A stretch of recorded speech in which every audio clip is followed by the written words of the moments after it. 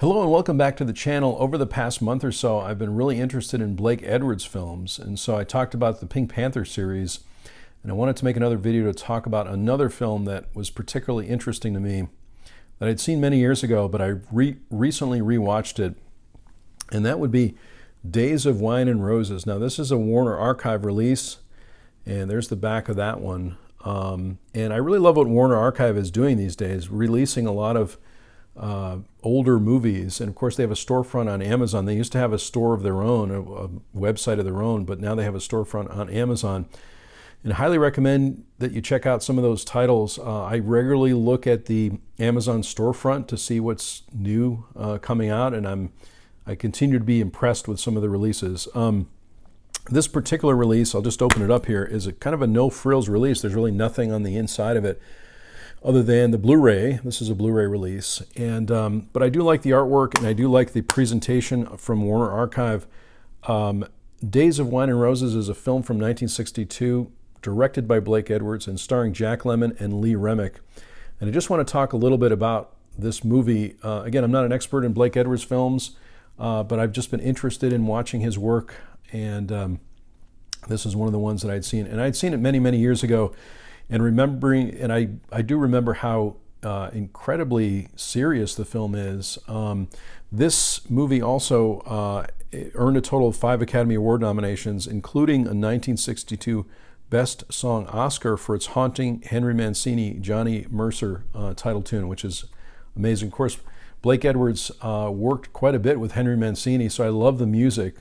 This is a particularly haunting tune, but they did win an Oscar for that.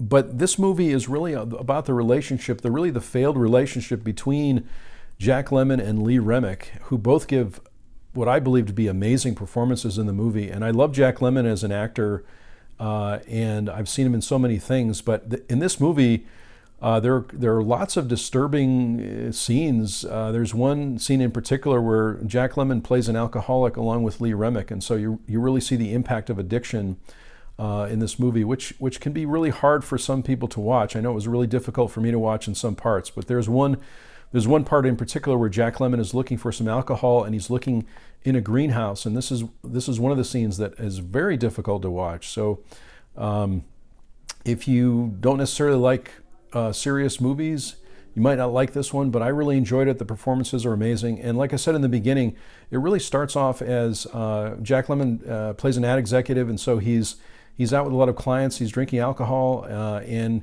he's pretty much addicted to it. And when he meets Lee Remick really hasn't had any alcohol at all, and she gets involved with him. They have a relationship, they have a child as well, and she also gets addicted. So it's a very perilous journey through the world of addiction.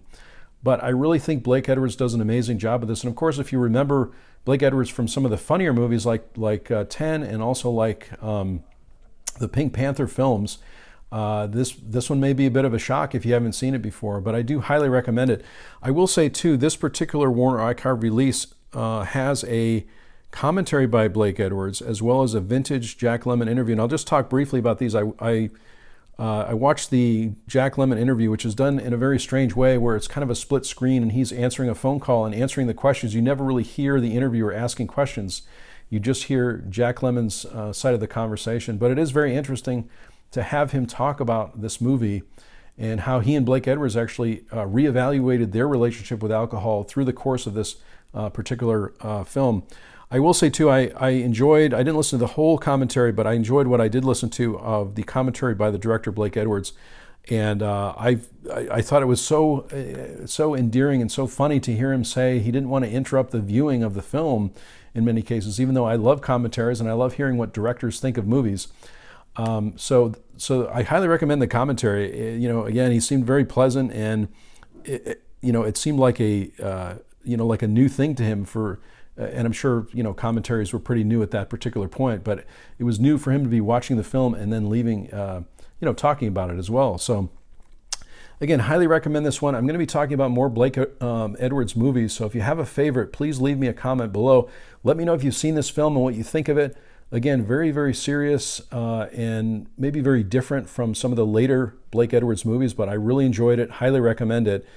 But let me know in the comments below if you like Blake Edwards and if you've seen any of his movies, if you like any of his movies, or if you want to recommend any Warner Archive releases, also leave me a comment.